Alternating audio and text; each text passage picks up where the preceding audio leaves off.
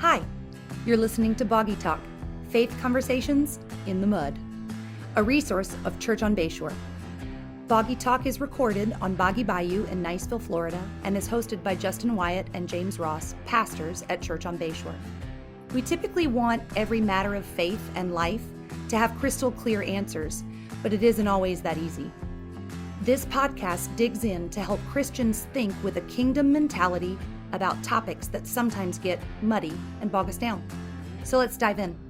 Well, hey, and welcome to Boggy Talk. Thank you for joining us for week 2 of Dealing with Difficult People. I'm Justin, and I am joined by my still faithful co-host, James Ross, lead pastor here at Church on Bayshore. How's it going, man? Man, it is going well. It's like mid-April already. It's crazy. Yes, this is, I think, maybe late March, early April. It's just my favorite time of year. I love spring. I'm an October guy. That's my month. I mean, fall's pretty awesome here, too. Yeah. You know, once the spring break crowd is gone, because it's crazy. Yeah, I know. But this year is really crazy. I think we're open. Yeah, Florida's open, so everybody's coming. Yeah. But I think, just after everything's so like blah in winter, and I think it's probably because I'm getting older. But this year, I just really appreciated like all the flowers and like azalea. I was like, He just creates such beauty.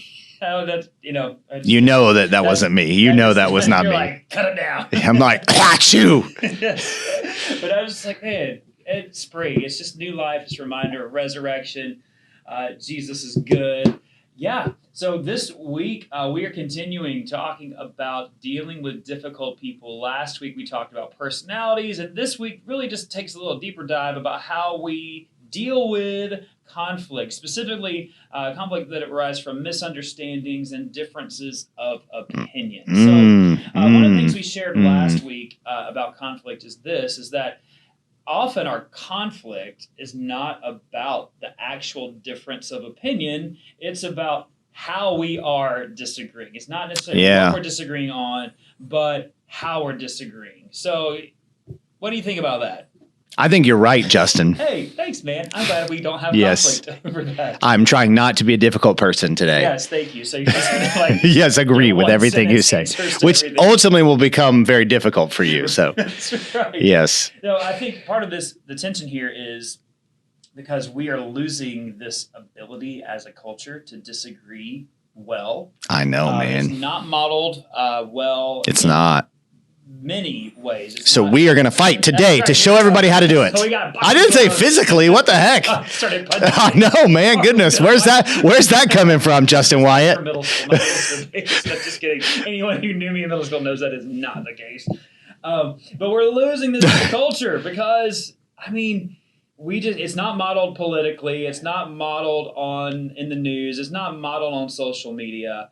Because ultimately, I think it's because it's not what sells. I've been so embarrassed by the presidential debates over the last election cycle and the one before that. It's sad. It's a sad commentary on our culture, and even a lot of pastors too, like who have a bigger platform than me. I don't mean like a bigger platform they stand on, but I mean, thank you, appreciate that. But like more influence. I'm like, dude, like, come on, man or woman. Yeah, I think, and that's a lot of it. I think. And I could be wrong because I don't know everyone's heart, of course, but a lot of it's because that's what they want to communicate. So it grows their platform. Yeah. They're getting affirmation from people who want to hear that, who want to feel justified.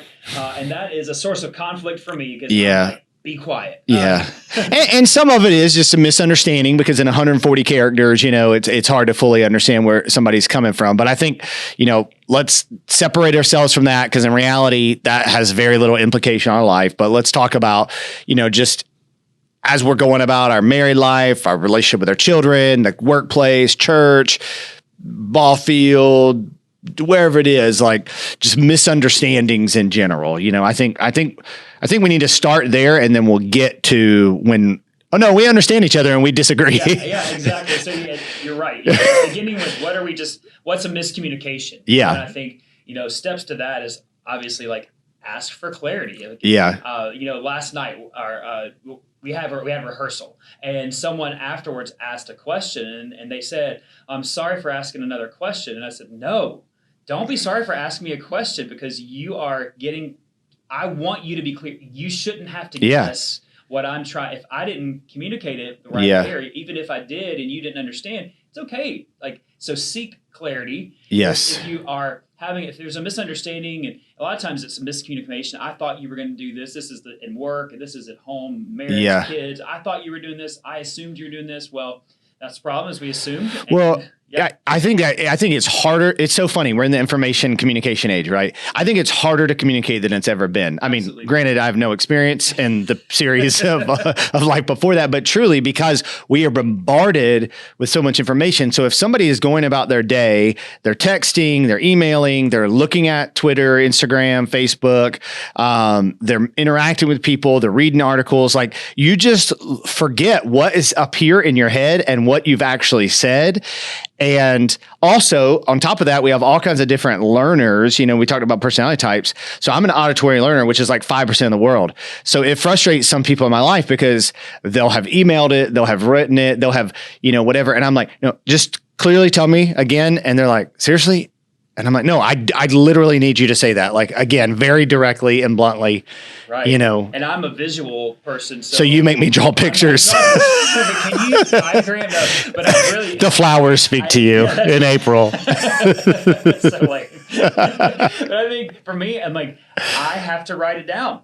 And it's not because I don't remember. It's because, like, I need to see it. And it's the same way, like, if I'm preparing something I'm speaking on, if I'm preaching or teaching, I prefer my handwritten notes, even though no one else in the world can read them, including Christy. She's like, what does that even say? And yourself sometimes. But I'm visual, and so my notes are like, here's this, and there's a line here, and there's a but it's like, I can look at that, I can literally glance at it and know what I'm supposed to say, because it clicks visually. And I think recognizing different ways that we receive, other people receive, and regardless of the relationship, whether it's a family relationship, a work relationship, a friend relationship, understanding people communicate differently. Yeah. And we need to understand that and accommodate. And I think Bob said this last week, like, even when somebody says something, like, and you're almost for sure, like, you just restate just to make sure, like, so if I'm hearing you correctly, you're going to meet, this is to Christy, my wife, you're going to meet me at 4:30 with the kids. You're going to hand me the kids. Like,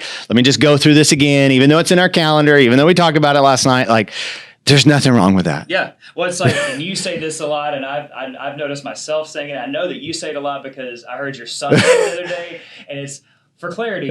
Yeah, I know. For clarity. And that is a very helpful phrase. Like, even if you are sure that everyone, like, in the meeting, in the conversation, okay, and I have to do this at home, and Christy has to do this with me, because we'll talk about a plan, and a lot of times if we're talking about our schedule. Oh, yeah. And that's, a big one for families is schedule, and we're trying to get 6 kids everywhere they've got to go and be and do, and appointments and stuff. And we'll talk through like 6 or 7 different scenarios, and then it'll be settled, and I'm like, oh, but what we could do is this. And so at the end, it's like one of us has to be, okay. And so you start drawing, right? Because you're visual, what we could do. If you do this, it'll be much more effective. One of us usually has to say, so to be clear, one of us is, this is what's happening, because we will. And then one of us, usually her, will justifiably. Oh, man. I can't speak.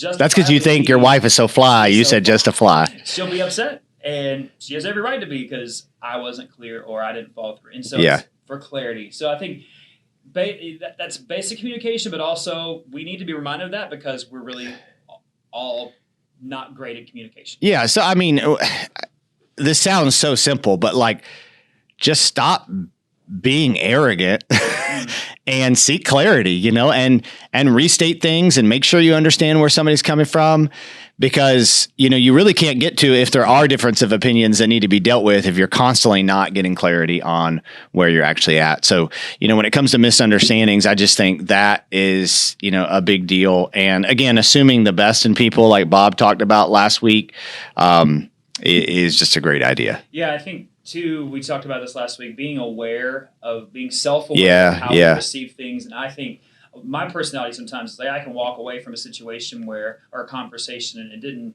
go the way I wanted to, and or somebody says things, and I'll kind of stew on that, or they'll say one thing, and I'll be like, repeat that in my mind and kind of work myself up, or kind of get angry or bitter.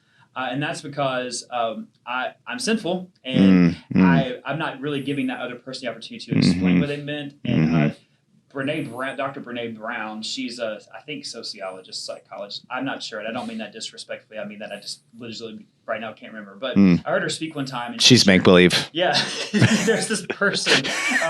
But she shared, I think this is really great, that we all have this terrible first draft. That's not actually how she words it, but I won't say how she words it. She says we all have this terrible... Because she's made up. Sorry. This terrible first draft. That's how we receive all information. And it's because of our experience, our own issues, our own struggles. And so when someone communicates something to us, it goes through that terrible first draft. And what we need to, so they may say, hey, for example, hey, can you change this? The project you work on, hey, I think you should change that. Well, that is a perfectly valid, someone can share that with me, and that's valid. But I can walk away from that thinking, they think I'm terrible at my job. They think I'm not good at this. And that's my own issue. That's my own first draft. So I've got to be at a place where I'm self-aware enough to be like, okay, Wyatt, that's dumb. Get over it. And if I can't get over it, then I owe it to that person to go back to them and say, hey, you told me to change this. What I heard was like, you think this is bad. And then that gives them a chance to say, oh, that's not what I was saying. I just think this is great. It's just this one thing. Everything else is awesome. So when you give me feedback on my why are you laughing already? Where you're going with this, I'm like, yeah, you're right. So whenever you give me feedback on my sermon, I shouldn't say, I'm trying to do my best, Mom. That's right. That's exactly what I'm saying. Okay, I should wait. Will never be good enough for you. There's more truth in what I'm saying right there. Then, yeah. We all, and I think, I think this is stuff we don't like. Some people love to get overly fixated on this. Yeah. Unhealthy fixation on this, but there needs to be, and I think in church especially, amen, there needs to be a lot more awareness and conversation about how we are shaped and formed emotionally and psychology, and how the dynamics of the soul. Like that it is our soul, our spirit, our mind, it is all intertwined. This is what encompasses the soul, and it's all related. Yeah. And I think we over spiritualize some things. And it's all spiritual, but we tend to just say, well, just, and we diminish the emotional and the physical and the mental, and those things are all related. Yeah, I think you're right that it's healthy to deal with this. For me, I know, basically, my biological father pretty much abandoned me at 8, and really the relationship had been fractured before that. And I really didn't deal or talk about how that affected how I perceive things for so long, because it's not an excuse for anything for me. It can't cripple me. Right. And in love, I think a lot of people allow their situations like that to cripple them. Let them define them. But then I have grown so much in the past several years in realizing, but it does affect how I perceive things and how I function in this world. And so yes, it's not an excuse, and yes, it can't drive me, but also just realizing okay, that's why, I feel this way when somebody says this or whatever it may be. I think, back to your first draft, I think that's so important that most of us, not everyone, but most of us, the first thing we form, an opinion we form, and feelings we have, and reaction we have, is not the one we want. Yeah. Our former pastor said this. He said, "My first reaction is usually not my best reaction." Yeah, that's good. And I think we all should recognize that about ourselves. That we have this gut reaction, and then we need to let it sit for a second and then respond. If only somebody had told us 2,000 years ago to be slow to speak and swift to listen slow to anger. Could have written a book. I know. And made a lot of money. Yeah. Just kidding. That's anyway. Moving on from James. that comment. Let's talk about also. I think that if you can't get past it, let's say you have that conversation. What do you do? I think one great thing is get counsel. And I think that whether that's a friend, whether that's someone, whether that's a mediator, whether that's a counselor, I think that's that's a step we often neglect. Now, I will say this: in getting counsel, friends can be great counselors. They can also be very biased counselors. As you're communicating a situation, we're going to communicate it from our perspective. And Yeah. so you need someone who's discerning, who can cut through like, hey, I hear you saying this, but I really think you're not considering this other viewpoint. So be wise in who you seek counsel. That is a very valid thing. Yeah. So, I mean, I think we're kind of getting into now where either there's constant misunderstandings or there's legitimate difference of opinion. And I think what you have to recognize is that this is not a science. This is an art. Right.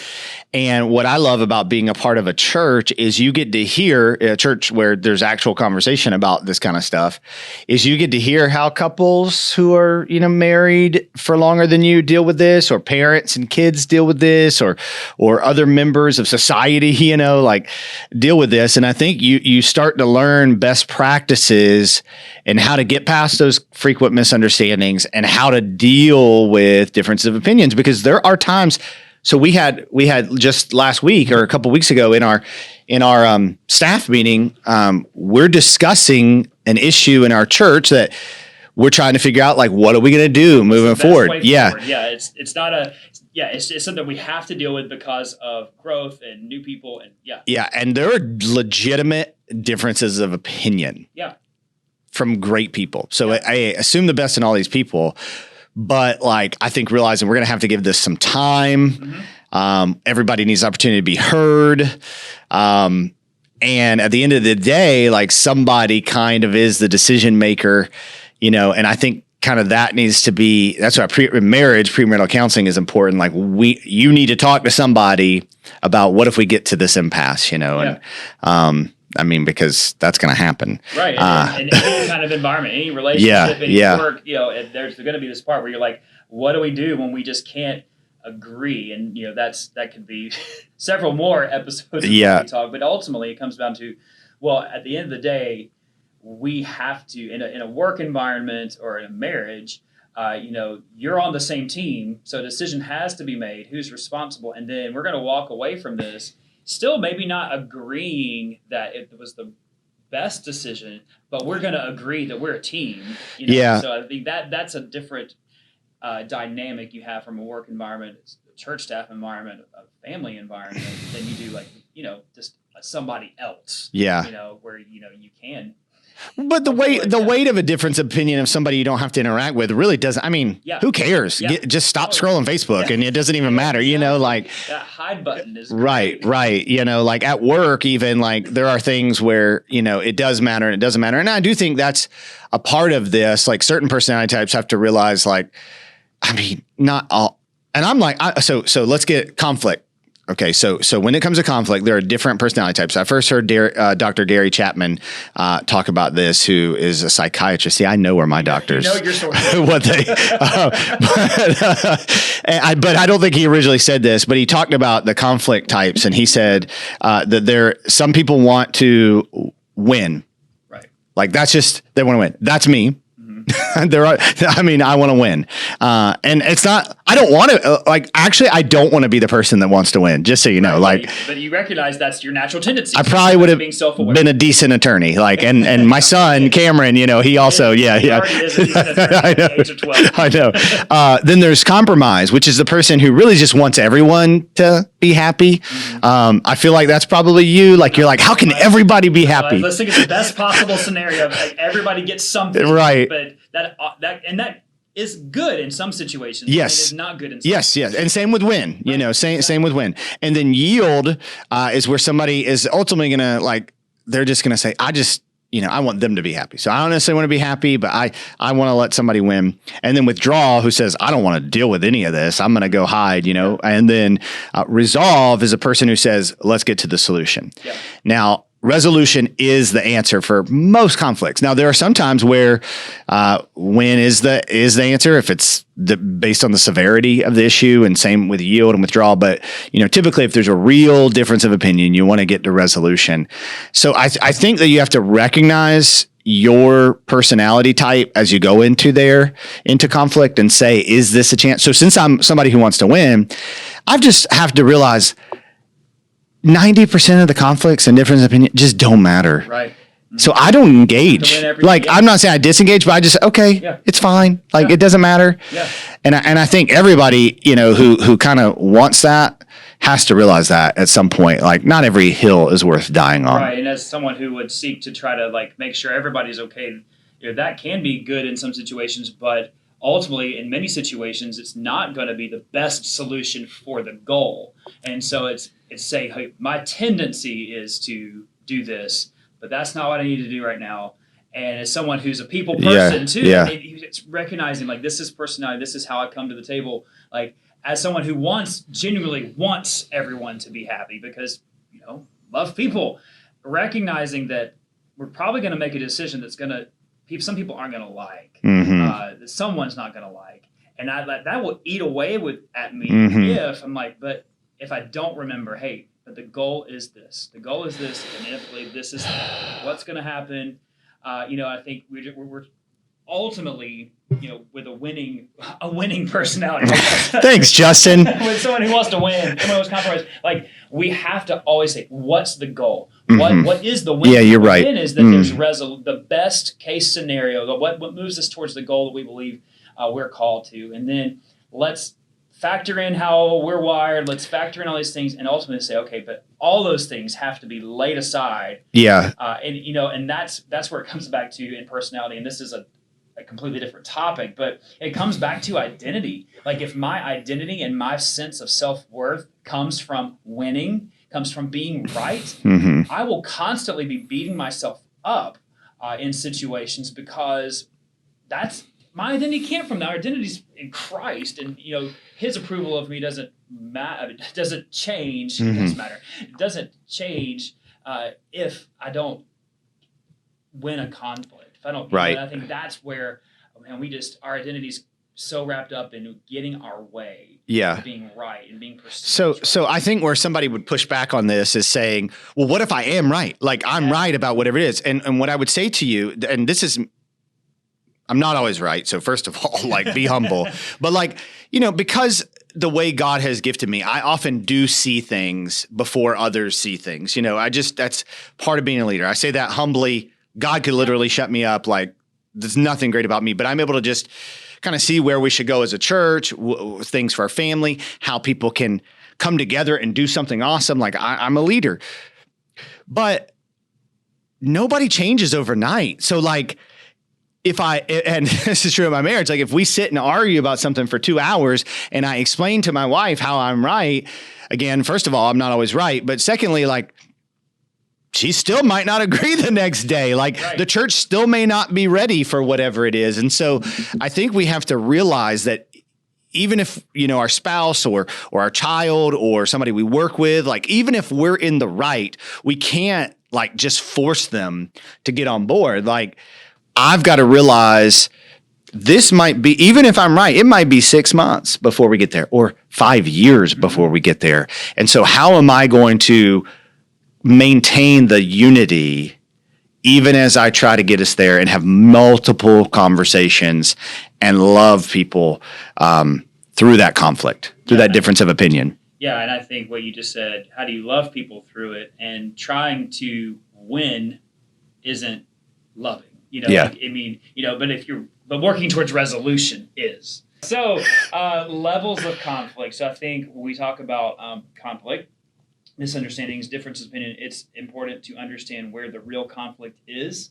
And so we actually walked through a book as a staff talking about different levels of conflict, and really quickly those 5. If you Google levels of conflict, you'll get conflicting articles about how many levels of conflict. If you Google levels of conflict, you'll find an article that says the 4 levels of conflict. The next article will say the 5 levels of conflict, the 7 levels of conflict. So we're going to go with the 5. It's middle ground. It's compromise, right? No, this is from a book that we did as a staff, went through as a team. And so there's intrapersonal conflict, which is, within your own self. And I think this is where actually the root of a lot of conflict I agree, is just here in our heart. It may be projected. It may be poked and prodded by other people, but ultimately it's an intrapersonal. That's right. There's interpersonal, which is between individuals. This is like, hey, we've got a conflict. You and I, we don't see eye to eye. We disagree about this. Then there's intergroup, which is within a certain group of people. Intergroup, which is between 2 different groups.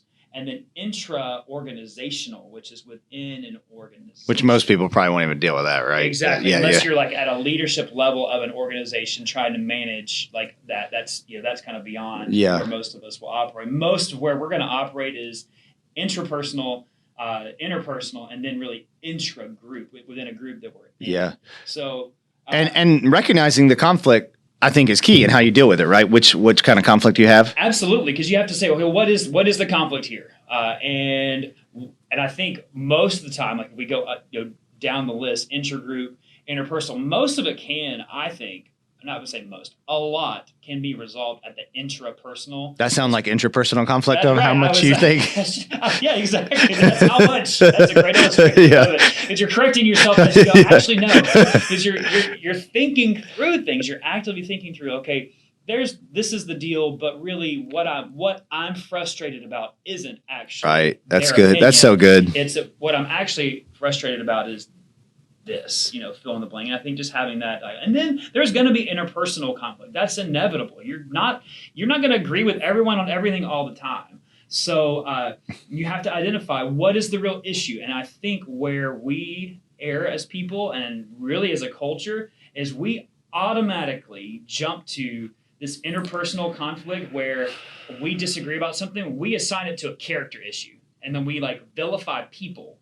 And you see this online where someone posts this very benign post on social media, and then someone comments, and they're like, "This, but this and this." And You're the spawn of Satan. and it's like, wow, that escalated quickly, and it's because like we've lost this art of like disagreeing well, and then I think Christians. I have seen this recently in conversations online with friends who have. Somebody posted something about an issue, and then the other person was disagreeing with them, but they over-spiritualized it. Woo! And they were basically like, and it was coddled in language of, brother, this, sister, Oh, man. this. Come on now. I want to encourage you to be, and it was like, that you're what you're trying to do is like, this needs to, first of all, this should be face-to-face, not I know. for everyone. But they were wrapping up their opinion with some spiritual language, and then what that did is then created an intergroup conflict because then people started taking sides on this post. Yeah. And it really is just like, this is ridiculous. Yeah. And so, one, you got to not do that. Yeah, dude, seriously. But also, just learn, like, okay, so how do we disagree with things? So first of all, most of this should not be handled in a public forum, right? No. Nope. It should be handled face to face or through a phone conversation, at the very least, where you can hear tone of voice. Face to face is better. Well, you posted it publicly, so I'm going to argue with you publicly. Okay. Yeah, because that's totally... Anyway, never mind. Sorry. Who wins that? Yeah, seriously. Ultimately, the only people who win that are the people watching who want to critique you anyway. And they're like, got my proof. These Christians are loony. They can't even agree on Seriously, we're not even... Yeah, come on now. It's ridiculous. So we've got to be at this point. That's why I just comment, have you read the Bible on all arguments on Facebook? That's right. That's really helpful. Yeah, it's very helpful. Yeah. And that's another point that I think they're arguing and they're both appealing to Scripture. And I'm like, okay, if you can meet face to face and talk this through, you may not agree, but at least you could see each other and you wouldn't say that face to face. And next week, we'll talk about when people have different opinion of Scripture and absolutely. beliefs. So yeah. Tune into that. So go back to these levels of conflict. We got interpersonal, intrapersonal, interpersonal, and intergroup. So how do you deal with this? How do you do? Pastorally, how do you navigate this with people, through people, when people either disagree with you or you're seeing the disagreement happening? How do you help? Well, in interpersonal, that's me, right? That's intrapersonal. Right. Sorry, I need to get better at conflict, clearly. Yeah, I mean, I think I just have to recognize, where I'm coming from and deal with stuff on my own and try my best to that first draft thing to just be slow to speak. And then I think in dealing with individuals, so somebody, this has happened often, said, I didn't like you said this, whatever it may be. And, I'll just say, I apologize if I could have communicated that better, or if I didn't say that well. It's like, I don't necessarily see what you're saying, but I'll continue to think on that, you know, and I mean it, like, because I'm not the type of person, and I don't think anybody should be, who, if somebody criticizes me one time for something I did, and it's not a black and white sin issue, like, I'm just going to change who I am. But I will think on that. Like, you know, and we've had people, I'll take that into consideration. You know, I mean, somebody told me, you know, that they think I should do the welcome every Sunday. You know, I disagree with you. Many people disagree with you on that, but I'll take that into consideration, you know? So I mean that, you know, again, I could always communicate something better. I could always recognize the audience. So I think to say, hey, I hear you and I will take that consideration. Do you want to hear my motivation? Because sometimes they don't. And honestly, if they don't, okay, whatever. Like, they don't care, you know, so they're just critical. And honestly, you know, I do give different weight to people who are critical of me for different things. I mean, just being real, if you came to me with criticism, like, I mean, you're with me in life and ministry, like, you care about this church, you care that I do well. Like, I want to give a lot of weight to that, you know. My wife, my children, even though their perspective is flawed, like, I'm their dad, like, you know, wise men and women in our church. Some people, like, on Facebook, if your only interaction with someone, like them critiquing you, multiple times, and there's no interaction, that doesn't carry as much weight, and it's not. And I can learn from them, but maybe they're right about something. But it's also like there's relational equity. Yeah, absolutely. Yeah, and then I think in intragroup, I think, you know, giving everybody the opportunity to be heard is the best part. And like in our meeting the other day, I said, look, you know, hey, and we're going to leave here as a team, but we need to hash this out. Like, we need to say what we think right now, you know, like. And that takes everyone at the table, everyone in the room being mature and saying, even when we disagree, I'm not taking it personally. If you disagree with me, it's not an attack. You're not attacking me as a person. You're not attacking my competency. You know, what we're saying is, hey, each one of us has a different understanding of the situation, a different perspective, and we need all those voices. I believe we need all those voices to come to the best conclusion. Yeah, and I think when somebody goes from, you know, hey, this is how I feel about how you handle this situation or handling this situation, to like an accusation and a personal attack, like, that's when you have to recognize, like, okay, let's pause, you know, let's break. And that happens in the home, that happens in workplace, that happens everywhere. Like, okay, that's off limits, you know, like, you know, if we were talking about music and doing whatever, and I was like, you know, I don't know what I even say to you, so I don't know what I'm saying, but like something about you, it's like, oh, whoa, that's beyond this conversation. So, you know, and intentionality with proximity is the best thing, you know, where intentionality with proximity, consistently being in each other's lives and being intentional about the conversations we have, I think is the best tool. And that's why we as a church, and, you know, healthy churches are always emphasizing being part of a community for us. Right. That's good. And not just being a part of life, but you're actually in your life group doing those things. Yeah. You need those people who you are around over time, who know you well, who can speak truth into you, who have proximity. They also have the relational equity. They have the time, the longevity in your life. You know, hey, they care about me and they want what's best for me. Yeah. So I need to listen to what they're saying. Yeah. And I mean, so in our church over the last 3 years, I mean, there's been a lot of change, and there's a lot of opinions on everything we've changed, you know, and we're a family. And so people express their opinions. I think listening to people, and look, if somebody has a preference about music, they're not necessarily wrong. Mm-hmm. Even if we're not going to do that, we're not saying you're wrong. Right. Your preference is wrong. Yeah, exactly. It's just, okay, I hear you. Here's why, and we'll take that in consideration. Absolutely. Here's why we're not singing Bringing in the Sheaves every Sunday. and because most people don't know what that is. Yes, yeah, and yeah, anyway. And here's why we're doing what we're doing. Mm-hmm. And we takes priority over me. Right. Yeah. And ultimately that takes maturity to have that mindset of, that's one of our values here at our church, is we takes priority over me. And I will say, to, you know, so many people's credit who have been part of this church for a while, there's maturity there, because people will voice their opinion, Yeah. and will still continue to offer valid feedback. Yeah. But they're not like mean about, Yeah. and of course there's always some people who are, but that's every church everywhere. It's not just You're not watching this, but I'm thinking of a few of you right now.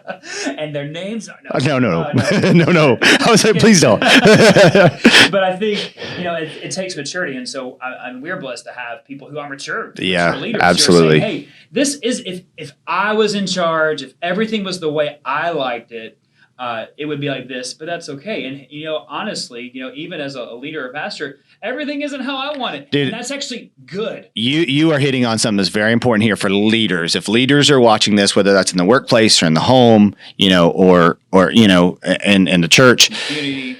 Yeah, wherever it is. So if you don't model what we're talking about and literally everything you do is exactly what you want, then you're going to lose all credibility. Right. Yeah. So like if you are truly saying we takes priority over me, and you're getting people, even though they have differences of opinion, to be on the same page, you've got to every once in a while not do what you want, Dad. Mm-hmm. You got to every once in a while not do what you want, Pastor. You got to every once in a while not do what you want, business owner, like because of those things. And if you are always doing what you want to do, and your opinion, then it's going to be hard to keep that cohesiveness. Yeah, you're not listening to people, and you're ultimately missing. You're missing out by having everything the way you want it all the time. You're missing out because it could be better. Now, I do wonder if we have a difference of opinion as to whether or not we should wrap this up. I think we're getting there. Okay. So, I think we're very close. So the last thing another thing to recognize, this is closing thought, is if you are someone who everywhere you go, you got issues with things, I think you need to evaluate. Yeah, that's good. What is the least common denominator in every situation? You. And that's hard, and that's blunt, but also it goes back to the interpersonal. Yep. Like if everywhere you go, not that you don't, you see things that could be improved, that's different. But if everywhere you go, you're finding yourself in relational conflict, and those people do this and this, guess what the common denominator is? That's right. And that's where you say, Lord, I need you to sift my heart. If you have a problem with Applebee's, Starbucks, Walmart, I mean, come on. Place, yeah. And all this goes back to, the root of this, Colossians 3, we've mentioned this last week. Yeah. We bear with one another. Mm-hmm. And if you have a complaint against another, forgive each other as the Lord's forgiven you, so you must also forgive. And as followers